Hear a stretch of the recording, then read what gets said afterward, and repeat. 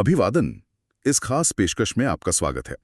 आज हम इंजीनियरिंग की दुनिया में थोड़ा गहराई से उतर रहे हैं। नमस्कार। सोचिए जरा, ये जो हमारे आसपास इतनी सारी चीजें हैं, गाड़ियां, पुल, फोन, यहाँ तक कि बिजली भी, ये सब आखिर काम कैसे करते हैं? इनके पीछे ना कुछ कमाल के सिद्धांत छिपे हैं। बिल्कुल। और इंजीनियरिंग का मतलब सिर्फ वो मुश्किल वाला मैथ्स या साइंस नहीं है जैसा लोग सोचते हैं। हाँ, वही तो। ये असल में क्रिएटिविटी है, प्रॉब्लम सॉल्विंग है, चीजों को बनाने की एक कला है। सही कहा। तो आज हम कुछ ऐसे ही बुनियादी सिद्धांतों पर बात करेंगे, कोशिश करेंगे कि सरल भाषा में समझा सकें, ताकि ये पता चले कि इंजीनियर्स सोचते कैसे हैं और कैसे हमारी दुनिया को बनाते हैं, आकार देते हैं। एग्जैक्टली। हाँ, तो चलिए शुरू करते हैं फिर। आज का अपना मिशन यही है कि इंजीनियरिंग के जो बड़े बड़े आइडियाज हैं ना, उनको आसान शब्दों में समझे, बिना भारी भरकम गणित के। हाँ, बिना ज्यादा गणित के। ये देखेंगे कि कैसे कोई सोच, कोई आइडिया हकीकत बनता है। और कैसे इंजीनियर्स ये पक्का करते हैं कि जो भी बन रहा है वो चले भी और सबसे जरूरी सुरक्षित भी हो। बहुत जरूरी। तो सबसे पहले यहीं से शुरू करते हैं। आखिर ये इंजीनियरिंग चीज है क्या? मतलब सिर्फ पढ़ाई लिखाई है या कुछ और भी? देखिए, इंजीनियरिंग ना असल में एक तरीका है। विज्ञान और गणित से जो हम सीखते हैं उसे असल जिंदगी में रोजमर्रा की चीजों में इस्तेमाल करने का। अच्छा। जैसे साइंटिस्ट प्रकृति के नियम खोजते हैं, ग्रेविटी कैसे काम करती है, एनर्जी कैसे बदलती है। और इंजीनियर्स वो इन्हीं नियमों का इस्तेमाल करते हैं, समाज की जो जरूरतें हैं उनको पूरा करने के लिए नई चीजें बनाते हैं, नई तकनीक लाते हैं। तो ये एक तरह का पुल हो गया साइंस की लैब और हमारी असल दुनिया के बीच। हाँ, बिल्कुल सही कहा आपने। ये एक ब्रिज है। मतलब ये सिर्फ जानना नहीं बल्कि करना है, कुछ बनाना है। एग्जैक्टली। जैसे शायद एक बेहतर, ज्यादा माइलेज देने वाला कार इंजन डिजाइन करना। हाँ, या फिर किसी गांव में साफ पानी पहुंचाने का सिस्टम बनाना। पर इसमें वो क्रिएटिविटी कितनी जरूरी है? कहीं ऐसा तो नहीं कि बस नियमों को फॉलो करते जाना है? नहीं, बहुत अच्छा सवाल है ये। नियम और सिद्धांत तो देखिए आधार हैं, वो तो जरूरी हैं। हाँ। लेकिन असली इंजीनियरिंग में ना जिज्ञासा होती है, क्रिएटिविटी होती है, समस्याओं को अलग नजरिए से देखने की लगन होती है। इंजीनियर सिर्फ मशीनें नहीं बनाते, वो समाज की प्रॉब्लम के सल्यूशन ढूंढते हैं। सही बात है। जैसा कि कुछ स्रोत भी कहते हैं, इंजीनियर असल में सामाजिक जरूरतों और जो बिजनेस में इस्तेमाल हो सकता है उसके बीच की एक कड़ी है। साइंस को प्रैक्टिकल सॉल्यूशन में बदलते हैं। अच्छा, तो जब कोई इंजीनियर कुछ नया बनाने की सोचता है, मान लीजिए, तो शुरुआत कैसे होती है? क्या कोई फिक्स तरीका है, कोई प्रोसेस, या बस ऐसे ही दिमाग में आइडिया आ जाता है? नहीं, एक तरीका होता है, एक व्यवस्थित प्रक्रिया है। उसे हम डिजाइन प्रक्रिया कहते हैं। डिजाइन प्रक्रिया। ओके। और इसकी शुरुआत होती है जरूरत को समझने से। सबसे पहला कदम जरूरत मतलब ये कि हम जो चीज बना रहे हैं उसे हम चाहते क्या हैं, वो क्या करे। अच्छा, क्या काम करे वो? हाँ, बिल्कुल। इसे रिक्वायरमेंट्स डेवलपमेंट कहते हैं। जैसे मान लीजिए एक रोबोटिक हाथ बनाना है, तो पहले तय करना होगा भाई कितना वजन उठाना है इसे, कितनी दूर तक पहुंचना चाहिए, कितनी सफाई से, कितनी सटीकता से काम करना चाहिए। ये सब जरूरतें हैं। ठीक है, जरूरतें समझ ली। उसके बाद क्या बस जो पहला आइडिया अच्छा लगे उसे चुन लेते हैं, या कोई और तरीका है नया आइडिया सोचने का? नहीं, यही तो मजा है। इसके बाद आता है कंसेप्चुअल डिजाइन का फेज। Conceptual design. हाँ, इस स्टेज में इंजीनियर अलग अलग बहुत सारे संभावित समाधान सोचते हैं, खूब सारे आइडियाज निकालते हैं। अच्छा। यहाँ पर क्रिएटिविटी और डाइवर्जेंट थिंकिंग, मतलब लीक से हटकर सोचना बहुत जरूरी है। कोशिश होती है कि जितने ज्यादा हो सके उतने अलग अलग तरह के विचार सामने आए, चाहे कुछ थोड़े अजीब ही क्यों ना लगें शुरू में। हाँ, बिल्कुल, भले ही अटपटे लगे। इसमें ब्रेनस्टॉर्मिंग जैसी टेक्निक्स काम आती हैं। जैसे वो आपने चूहेदानी वाली गाड़ी का उदाहरण दिया था। हाँ। तो उसके लिए कई आइडिया हो सकते हैं। कोई सोचेगा कि चलो धागे और लीवर से बनाते हैं, कोई सोचेगा नहीं छोटे छोटे गियर लगाते हैं, कोई शायद बिल्कुल ही अलग तरीके से सोचेगा। बिल्कुल सही, यही से डाइवर्जेंट थिंकिंग, बहुत सारे ऑप्शन सोचना। ठीक है, सोच लिए। अब आता है कन्वर्जेंट थिंकिंग का काम। अब हम उन सारे आइडियाज को देखते हैं, उनका मूल्यांकन करते हैं कि भाई कौन सा आइडिया हमारी जरूरतों को सबसे अच्छे से पूरा कर रहा है, कौन सा बनाने में कम खर्चीला होगा, कौन सा ज्यादा भरोसेमंद रहेगा। अच्छा, मतलब अब ऑप्शंस को कम करना है। हाँ, अब विकल्पों को छांटकर सबसे सही, सबसे संभावनामय समाधान को चुनना है। ठीक है। इसके बाद आता है डिटेल्ड डिजाइन का चरण। अब यहाँ हर छोटी से छोटी चीज तय होती है। जैसे हर पुर्जे का साइज क्या होगा, वो किस मटेरियल का बनेगा, उसे बनाने का तरीका क्या होगा, हर चीज बिल्कुल बारीकी से। आजकल इसमें कंप्यूटर एडेड डिजाइन यानी CAD सॉफ्टवेयर बहुत मदद करते हैं। हाँ, सुना है मैंने CAD के बारे में। और फिर आखिरकार उसे बनाया जाता है, प्रोडक्शन। हाँ, प्रोडक्शन। इस पूरी प्रक्रिया में एक बात मुझे बड़ी काम की लगी, चीजों को सिंपल रखने की कोशिश करना और डिजाइन को बार बार सुधारना, जिसे इटरेशन कहते हैं। हाँ, इटरेशन। ये इटरेशन क्यों जरूरी है? अगर शुरू का डिजाइन इतना सोच समझ कर बनाया है तो फिर बार बार बदलने की क्या जरूरत? बहुत अच्छा पॉइंट है। देखिए, ऐसा बहुत कम होता है कि पहली बार में ही सब कुछ एकदम परफेक्ट बन जाए। अच्छा। सरलता, सिंप्लिसिटी एक अच्छी डिजाइन की पहचान होती है, लेकिन उस तक पहुंचने में अक्सर कई कोशिशें लगती हैं। इटरेशन का मतलब ही यही है, पुनरावृत्ति। इंजीनियर एक पहला नमूना बनाते हैं, एक प्रोटोटाइप। हाँ। फिर उसे टेस्ट करते हैं, देखते हैं कि कहाँ कमी रह गई, क्या ठीक से काम नहीं कर रहा, और फिर उस फीडबैक के आधार पर डिजाइन में सुधार करते हैं। और ये साइकिल चलता रहता है? हाँ, ये चक्र कई बार दोहराया जा सकता है। हर इटरेशन के साथ डिजाइन बेहतर होता जाता है, ज्यादा मजबूत, ज्यादा कुशल, इस्तेमाल में ज्यादा आसान। तो जो सबसे कामयाब डिजाइन होते हैं, हाँ, वो अक्सर नयापन, सॉलिड इंजीनियरिंग और इस्तेमाल की आसानी का एक अच्छा मिक्स होते हैं, और ये मिक्सचर अक्सर इटरेशन से ही निखर कर आता है। समझ गया।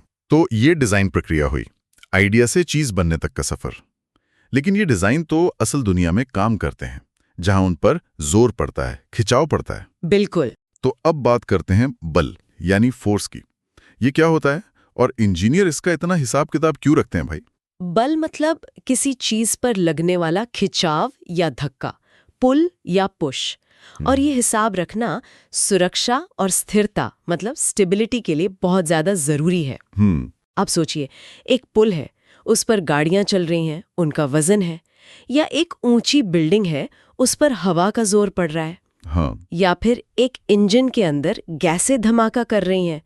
ये सब बल है, फोर्सेस है। ठीक है। तो कोई भी स्ट्रक्चर हो, कोई मशीन हो, वो तभी टिकी रहेगी, तभी काम करेगी जब वो उस पर लगने वाले सारे बलों को सहने लायक मजबूत हो। ओके। इसके लिए इंजीनियर एक बहुत जरूरी सिद्धांत का इस्तेमाल करते हैं, स्थिर संतुलन यानी स्टैटिक इक्विलिब्रियम। संतुलन, स्टैटिक इक्विलिब्रियम, ये कुछ वैसा है जैसे वो रस्साकशी का खेल होता है। हाँ। अगर दोनों टीमें बराबर जोर लगाएं तो रस्सी हिलती नहीं, बीच में ही रहती है। हाँ, बिल्कुल वैसा ही समझ लीजिए। स्थिर संतुलन के 2 मेन नियम हैं। अच्छा, क्या है वो? पहला, किसी भी स्थिर चीज पर जो हिल नहीं रही, उस पर लगने वाले जितने भी बाहरी बल हैं, उन सबका जोड़ 0 होना चाहिए। जोड़ 0 मतलब जितना बल ऊपर की तरफ लग रहा है, उतना ही नीचे की तरफ लगना चाहिए। जितना दाईं तरफ, उतना ही बाईं तरफ, सब एक दूसरे को कैंसिल कर दें। ठीक है, ये तो समझ आया। और दूसरा नियम आपने कहा 2 हैं? हाँ, दूसरा नियम थोड़ा और सोचने वाला है। वो ये कहता है कि उस चीज पर लगने वाले सभी घुमाव यानी मोमेंट्स या टॉर्क, उनका जोड़ भी 0 होना चाहिए। टॉर्क, ये क्या होता है? दरवाजे के हैंडल जैसा कुछ? बिल्कुल। टॉर्क होता है किसी चीज को घुमाने वाला बल। आप सोचिए, दरवाजे का हैंडल अब किनारे पर क्यों लगाते हैं, कब्जे के पास क्यों नहीं? क्योंकि किनारे से खोलना आसान होता है। हाँ, क्योंकि जब आप हैंडल पर बल लगाते हैं जो कब्जे से दूर है, तो दरवाजा आसानी से घूमता है। यही टॉर्क है, बल गुणा दूरी कब्जे से। अच्छा। तो अगर किसी चीज को पूरी तरह स्थिर रहना है, तो उस पर लगने वाले सीधे बल तो बैलेंस होने ही चाहिए। हाँ। साथ ही उसको घुमाने की कोशिश करने वाले सारे प्रभाव यानी सारे टॉर्क, वो भी एक दूसरे को कैंसिल करने चाहिए। और अगर ऐसा ना हो तो, अगर बैलेंस ना हो तो वो चीज या तो हिलने लगेगी या घूमने लगेगी, या फिर अगर वो हिल घूम नहीं सकती तो टूट जाएगी। बाप रे! तो फिर इंजीनियर ये पक्का कैसे करते हैं कि सब कुछ बैलेंस में है? कोई खास तरीका है इसका? हाँ, बिल्कुल है। इसके लिए एक बहुत ही काम का टूल है फ्री बॉडी डायग्राम। FBDB कहते हैं। Free body diagram. हाँ, ये क्या है कि किसी भी पुर्जे को या पूरी मशीन को हम कागज पर अलग से बनाते हैं, बिल्कुल आइसोलेट करके। और फिर उस पर जितने भी बाहरी बल लग रहे हैं और जहां जहां वो टिकी हुई है, वहां से जो रिएक्शन फोर्स आ रहे हैं, उन सबको तीरों यानी एरोस से दिखाते हैं। अच्छा, एक तरह का नक्शा बलों का। हाँ, बिल्कुल। इससे एक नजर में साफ पता चल जाता है कि कौन सा बल कहाँ लग रहा है, किस दिशा में लग रहा है और क्या वो सब मिलकर बैलेंस हो रहे हैं या नहीं। ये सेफ्टी चेक करने का पहला और सबसे जरूरी कदम है। और ये सिर्फ थ्योरी नहीं है ना? आपने वो कैंसर सिटी हयात रीजेंसी वाले हादसे का जिक्र किया था। हाँ, वो बहुत दुखद घटना थी। वहाँ डिजाइन में एक छोटा सा बदलाव किया गया था वॉकवे के कनेक्शन में। और नतीजा ये हुआ कि एक कनेक्शन पर जो बल पड़ रहा था वो दोगुना हो गया और वो वॉकवे गिर गया। बहुत भयानक हादसा था वो। हाँ, बिल्कुल। वो हादसा इंजीनियरिंग की दुनिया के लिए एक बहुत बड़ा सबक था। ये दिखाता है कि बलों का सही हिसाब लगाना कितना ज्यादा जरूरी है। जरा सी चूक और बिल्कुल। इसीलिए बलों का एकदम सटीक विश्लेषण करना और संतुलन पक्का करना इंजीनियरिंग डिजाइन का वो हिस्सा है जिस पर कोई समझौता नहीं हो सकता। और फ्री बॉडी डायग्राम जैसे तरीके इसमें इंजीनियरों की बहुत मदद करते हैं, ताकि डिजाइन सिर्फ नॉर्मल हालत में ही सेफ न रहे, बल्कि अगर कभी उम्मीद से ज्यादा लोड आ जाए तो भी झेल सके। हाँ, एक सेफ्टी मार्जिन रखना बहुत जरूरी होता है। ठीक है, तो स्ट्रक्चर बैलेंस में है, बल झेल सकता है, लेकिन वो बना किस चीज का होगा, ये भी तो एक बड़ा सवाल है। मतलब सही मटेरियल चुनना। हाँ, ये डिजाइन का एक और बहुत अहम पहलू है। कुछ चीजें स्टील की बनती हैं, कुछ एल्यूमिनियम की, आजकल वो कार्बन फाइबर का बड़ा नाम सुनते हैं। ये फैसला कैसे होता है कि कौन सा मटेरियल इस्तेमाल करना है? देखिए, हर मटेरियल की अपनी खासियत होती है, अपने गुण होते हैं। हमें देखना होता है कि वो कितना मजबूत है, मतलब टूटने से पहले कितना जोर सह सकता है। इसे स्ट्रेंथ कहते हैं। ठीक है। फिर वो कितना लचीला है, इलास्टिक है, मतलब अगर जोर हटा दें तो क्या वो वापस अपने असली आकार में आ जाता है। इसे इलास्टिसिटी कहते हैं। ओके। फिर उसका वजन कितना है, मतलब उसका घनत्व, डेंसिटी क्या है। हाँ, वजन तो बहुत फर्क डालता है कई जगह। बिल्कुल। फिर उसकी कीमत, कॉस्ट कितनी है, और ये भी देखना होता है कि वो अलग अलग माहौल में कैसा रहेगा, जैसे ज्यादा तापमान में या नमी में या किसी केमिकल के असर में। जैसे स्टील है, बहुत मजबूत होता है, पुल बनते हैं, बिल्डिंग बनती हैं, लेकिन भारी भी होता है। हाँ। एल्यूमिनियम हल्का है, इसलिए हवाई जहाजों में बहुत इस्तेमाल होता है, पर शायद स्टील जितना मजबूत नहीं होता। आमतौर पर नहीं। टाइटेनियम है, वो मजबूत भी है और हल्का भी। हाँ, टाइटेनियम। लेकिन वो बहुत महंगा होता है, इसलिए खास जगहों पर यूज होता है, जैसे जेट इंजन के पार्ट्स में या वो मेडिकल इम्प्लांट्स में। अच्छा, और ये जो नए जमाने के कंपोजिट मटेरियल है, जैसे कार्बन फाइबर, ये क्या चीज है? कंपोजिट मटेरियल, जैसा कि नाम से पता चलता है, दो या दो से ज्यादा अलग अलग चीजों को मिलाकर बनाए जाते हैं। अच्छा, मिक्स करके। क्यों? इसमें कार्बन के बहुत ही मजबूत पतले रेशे होते हैं, फाइबर्स। उन्हें प्लास्टिक जैसे किसी मटेरियल, जिसे मैट्रिक्स कहते हैं, में मिला दिया जाता है। नतीजा क्या होता है? एक ऐसी चीज बनती है जो स्टील से भी कई गुना ज्यादा मजबूत हो सकती है। स्टील से भी ज्यादा? वाह। हाँ, लेकिन वजन में एल्यूमिनियम से भी हल्की। कमाल है।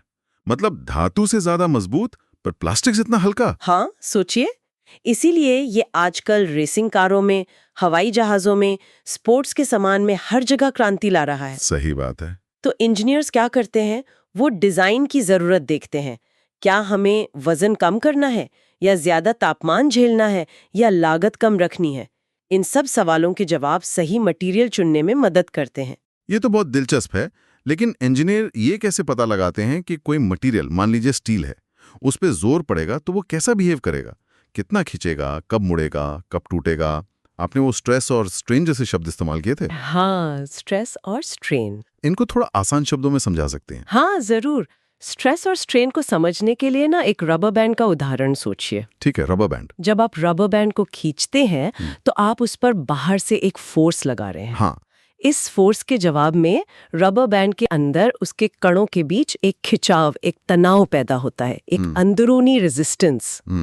इसी अंदरूनी तनाव को प्रति इकाई क्षेत्रफल पर स्ट्रेस कहते हैं। मतलब मटेरियल अंदर से कितना जोर महसूस कर रहा है। अच्छा, अंदर का तनाव। और स्ट्रेन? और जब आप खींचते हैं तो रबर बैंड की लंबाई बढ़ जाती है ना? हाँ। तो लंबाई में जो ये बदलाव आया, उसे अगर हम उसकी ओरिजिनल लंबाई से भाग दें तो जो अनुपात मिलता है उसे स्ट्रेन कहते हैं। ये बताता है कि मटेरियल कितना खिंचा या बदला। ओके, स्ट्रेस हुआ अंदर का तनाव, स्ट्रेन हुआ खिंचाव या बदलाव। बिल्कुल। तो फिर ये स्ट्रेस स्ट्रेन कर्व क्या बनाया? ग्राफ जैसा कुछ? हाँ, स्ट्रेस स्ट्रेन कर्व एक ग्राफ होता है।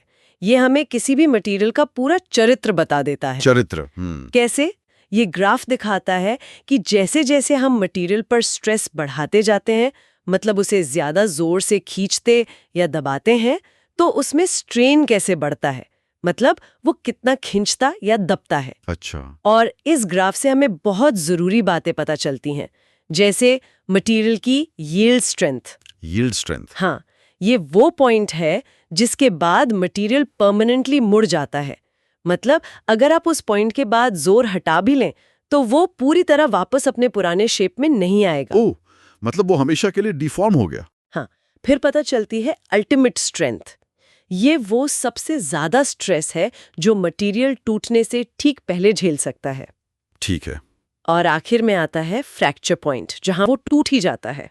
बाप रे, तो ये सारी जानकारी डिजाइन के लिए तो बहुत ही ज्यादा जरूरी होगी। हाँ, ये जानलेवा रूप से महत्वपूर्ण है। बिल्कुल, इंजीनियर हमेशा ये पक्का करते हैं कि जब चीज इस्तेमाल हो रही हो नॉर्मल कंडीशन में, तो उसके किसी भी हिस्से पर जो स्ट्रेस पड़ रहा है वो उसकी यील्ड स्ट्रेंथ से काफी कम हो, ताकि एक सेफ्टी का मार्जिन रहे। एग्जैक्टली, एक सुरक्षा का मार्जिन बना रहे। अगर कभी अचानक ज्यादा लोड आ भी जाए तो वो एकदम से फेल ना हो जाए। समझ गया। तो हमने एक मजबूत संतुलित ढांचा बना लिया, सही मटेरियल भी चुन लिया। अब इसे चलाने के लिए चाहिए एनर्जी। हाँ, ऊर्जा। तो चलिए अब एनर्जी यानी ऊर्जा की बात करते हैं। ये गाड़ियां कैसे चलती हैं भाई, या बिजली कैसे बनती है? ये सब असल में तो ऊर्जा को एक रूप से दूसरे में बदलने का ही खेल है ना। बिल्कुल सही कहा आपने। ऊर्जा, एनर्जी हमारे चारों तरफ कई रूपों में है। जैसे पेट्रोल डीजल में क्या है? केमिकल एनर्जी, रासायनिक ऊर्जा। हाँ। कोई चीज चल रही है तो उसमें है काइनेटिक एनर्जी, गतिज ऊर्जा। ठीक है। कोई चीज ऊंचाई पर रखी है तो उसमें है पोटेंशियल एनर्जी, स्थितिज ऊर्जा। गर्मी है तो वो है थर्मल एनर्जी, ऊष्मीय ऊर्जा। और बिजली? वो है इलेक्ट्रिकल एनर्जी, विद्युत ऊर्जा। कितने सारे रूप हैं। हाँ, और इंजीनियरिंग का एक बहुत बड़ा हिस्सा इसी से जुड़ा है, एनर्जी कन्वर्जन। मतलब ऊर्जा को एक रूप से दूसरे ज्यादा काम के रूप में कैसे बदला जाए। जैसे कार का इंजन, उसमें पेट्रोल या डीजल की केमिकल एनर्जी है। हाँ, वो जलती है तो बहुत सारी गर्मी पैदा होती है, थर्मल एनर्जी। सही। और फिर इंजन उस गर्मी का कुछ हिस्सा इस्तेमाल करके पहियों को घुमाता है, मतलब मैकेनिकल काम करता है। एकदम सही उदाहरण है। और यहीं पर थर्मोडायनेमिक्स यानी ऊष्मागतिकी का पहला नियम लागू होता है। पहला नियम क्या कहता है वो? वो ये कहता है कि ऊर्जा को न तो बनाया जा सकता है और ना ही नष्ट किया जा सकता है। अच्छा, मतलब एनर्जी कभी खत्म नहीं होती। नहीं, सिर्फ उसका रूप बदलता है, एक फॉर्म से दूसरे फॉर्म में। मतलब किसी भी प्रोसेस में जो टोटल एनर्जी है वो हमेशा उतनी ही रहती है, कंजर्व्ड रहती है। जितनी एनर्जी आप किसी सिस्टम में डालेंगे उतनी ही एनर्जी उससे बाहर निकलेगी, भले ही वो काम के रूप में निकले या गर्मी के रूप में या किसी और रूप में। ये यूनिवर्स का एक फंडामेंटल लॉ है, law of conservation of energy. लेकिन एक मिनट, अगर एनर्जी नष्ट नहीं होती तो फिर ये गाड़ियां 100% एफिशिएंट क्यों नहीं होती? हम हमेशा ये माइलेज, एफिशिएंसी की बात क्यों करते रहते हैं? अगर इंजन पेट्रोल की सारी एनर्जी को काम में बदल सकता है, क्योंकि एनर्जी तो कंजर्व्ड रहती है, तो फिर कुछ एनर्जी बर्बाद क्यों होती है? ये बात कुछ समझ नहीं आई। हाँ, आपकी शंका बिल्कुल जायज है। और यहीं पर थर्मोडायनेमिक्स का दूसरा नियम आता है। दूसरा नियम? अच्छा, एक और नियम है। हाँ, पहला नियम कहता है कि एनर्जी कंजर्व रहती है, लेकिन दूसरा नियम एक तरह से प्रकृति की एक सीमा तय करता है। सीमा? कैसी सीमा? वो ये बताता है कि जब भी हम एनर्जी का रूप बदलते हैं, खासकर जब हम गर्मी को काम में बदलते हैं, जैसे कि कार के इंजन में होता है, हाँ, तो ये बदलाव कभी भी 100% एफिशिएंट नहीं हो सकता। ये नामुमकिन है। मतलब सारी गर्मी काम में नहीं बदल सकती? नहीं, कुछ एनर्जी अनिवार्य रूप से हमेशा बेकार चली जाएगी, अक्सर गर्मी के रूप में ही हमारे आसपास के माहौल में खो जाएगी। ओह, तो इसीलिए इंजन गर्म हो जाते हैं। हाँ, कोई भी हीट इंजन, चाहे वो कार का इंजन हो या बिजली बनाने वाला पावर प्लांट, सैद्धांतिक रूप से भी, थ्योरेटिकली भी 100% एफिशिएंट नहीं हो सकता। अच्छा। उसकी ज्यादा से ज्यादा कितनी एफिशिएंसी हो सकती है, उसकी एक लिमिट है। उसे कार्नोट एफिशिएंसी कहते हैं। और वो लिमिट सिर्फ इस बात पर निर्भर करती है कि इंजन कितनी ज्यादा और कितनी कम टेम्परेचर पर काम कर रहा है। तो मतलब कुछ एनर्जी का वेस्ट होना तय है। हाँ, जब भी गर्मी से काम बनाया जाएगा कुछ ना कुछ वेस्टेज होगा ही, और इंजीनियरों के लिए यह हमेशा एक चुनौती रहती है कि कैसे इस वेस्टेज को कम से कम किया जाए, कैसे एनर्जी का बेहतर से बेहतर इस्तेमाल किया जाए, एफिशिएंसी कैसे बढ़ाई जाए। समझा। तो एनर्जी बनी, उससे काम हुआ, लेकिन अब ये शक्ति उस जगह तक पहुंचेगी कैसे जहां उसकी जरूरत है? जैसे इंजन में जो पावर बनी वो पहियों तक कैसे जाती है, या साइकिल में हम पैडल घुमाते हैं वो ताकत पिछले पहिए तक कैसे पहुंचती है? हाँ, इसके लिए हम पावर ट्रांसमिशन सिस्टम्स का इस्तेमाल करते हैं, मतलब शक्ति को एक जगह से दूसरी जगह पहुंचाने वाले तंत्र। ओके। इनमें सबसे आम है गियर, बेल्ट और चेन। Gear, belt, chain. हाँ, देखें ये तो। गियर क्या होते हैं? वो दांतेदार पहिए होते हैं जो आपस में फंसकर घूमते हैं। ये न सिर्फ पावर को एक शाफ्ट से दूसरे तक पहुंचाते हैं, बल्कि ये स्पीड यानी गति और टॉर्क यानी घुमाने की शक्ति को बदल भी सकते हैं। जैसे साइकिल में होता है। हाँ, बिल्कुल। जब हम गियर बदलते हैं तो कभी चढ़ाई चढ़ना आसान हो जाता है, मतलब ताकत ज्यादा लगती है, और कभी सीधी सड़क पर रफ्तार बढ़ जाती है। सही। तो अगर हम पेडल वाले छोटे गियर से पहिए वाले बड़े गियर में पावर भेजते हैं तो पहिया धीरे घूमता है, लेकिन ताकत ज्यादा मिलती है, मतलब टॉर्क बढ़ जाता है ना? बिल्कुल सही समझा आपने। टॉर्क बढ़ जाता है, स्पीड कम हो जाती है। और अगर बड़े गियर से छोटे गियर में पावर भेजें तो स्पीड बढ़ जाती है, लेकिन टॉर्क कम हो जाता है। अच्छा। इसे गियर रेशियो कहते हैं, मतलब दोनों गियर के दांतों की संख्या का अनुपात। यही अनुपात तय करता है कि स्पीड और टॉर्क कितना बदलेंगे। तो गियर का काम स्पीड बदलना, टॉर्क बदलना या शायद दिशा बदलना भी है। हाँ, दिशा बदलने के लिए भी गियर इस्तेमाल होते हैं। अलग अलग कामों के लिए बहुत तरह के गियर होते हैं। Spur gear, helical gear, bevel gear, worm gear, हर एक का अपना खास डिजाइन और काम होता है। ठीक है। और ये बेल्ट ड्राइव कैसे काम करते हैं? वो जो कार के इंजन में दिखते हैं अक्सर। हाँ, बेल्ट ड्राइव में एक लचीली बेल्ट होती है जो 2 या ज्यादा पुली के ऊपर घूमती है। पुली मतलब वो पहिए जिन पर बेल्ट चढ़ी होती है। और ये बेल्ट घूमकर पावर को एक पुली से दूसरी तक ले जाती है। ये अक्सर तब इस्तेमाल होते हैं जब दोनों शाफ्ट थोड़ी दूरी पर हों और एकदम सटीक स्पीड रेशो उतना जरूरी न हो। जैसे कार में पंखे को चलाने के लिए। हाँ, या ऑल्टरनेटर को। हाँ, बिल्कुल। कार के इंजन में पंखे को, ऑल्टरनेटर को, जो बैटरी चार्ज करता है, वाटर पंप को, इन सब को चलाने के लिए अक्सर बेल्ट ड्राइव ही इस्तेमाल होता है। और चेन ड्राइव, जैसे साइकिल या मोटरसाइकिल में? चेन ड्राइव, हाँ, वो गियर और बेल्ट के बीच का रास्ता है। चेन भी दांतों वाले पहियों, जिन्हें स्प्रूकेट कहते हैं, पर चलती है। ये बेल्ट से ज्यादा पावर ट्रांसमिट कर सकती है और स्लिप नहीं होती, इसलिए सटीक स्पीड रेशियो देती है। आजकल तो मैंने वो नैनो गियर्स के बारे में भी पढ़ा था।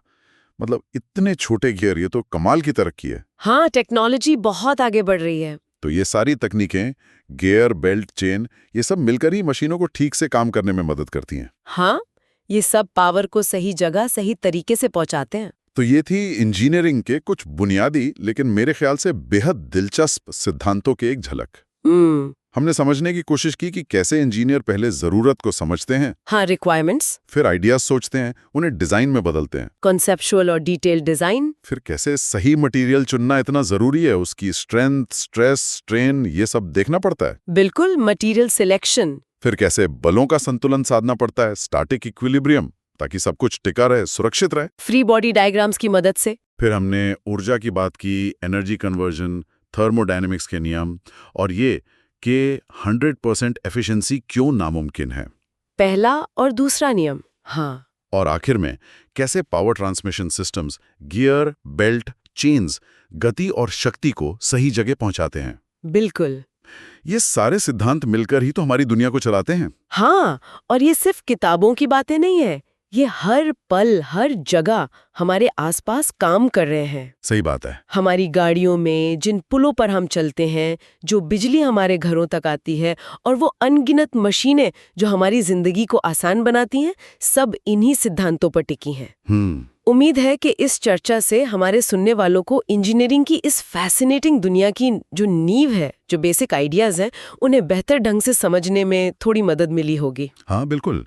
ये सोचना ही कितना दिलचस्प है कि कैसे इन सिंपल से लगने वाले आइडियाज को मिलाकर इतनी कॉम्प्लेक्स और काम की चीजें बन जाती हैं। हाँ। हम ये जरूर जानना चाहेंगे कि हमारे श्रोताओं को ये जानकारी कैसी लगी, क्या उन्हें ये उपयोगी लगी, क्या वो इंजीनियरिंग के किसी और पहलू के बारे में जानना चाहेंगे, जैसे शायद रोबोटिक्स हो गया या एरोस्पेस या आजकल बायो इंजीनियरिंग भी बहुत चल रहा है। हाँ, कई दिलचस्प फील्ड्स हैं। या फिर क्या उनके पास हमारे लिए कोई सुझाव है कि हम इन टॉपिक्स को और बेहतर तरीके से और आसान करके कैसे समझा सकते हैं? फीडबैक हमेशा वेलकम है। हाँ, आपकी प्रतिक्रिया हमारे लिए बहुत जरूरी है, हमें बेहतर करने में मदद करती है।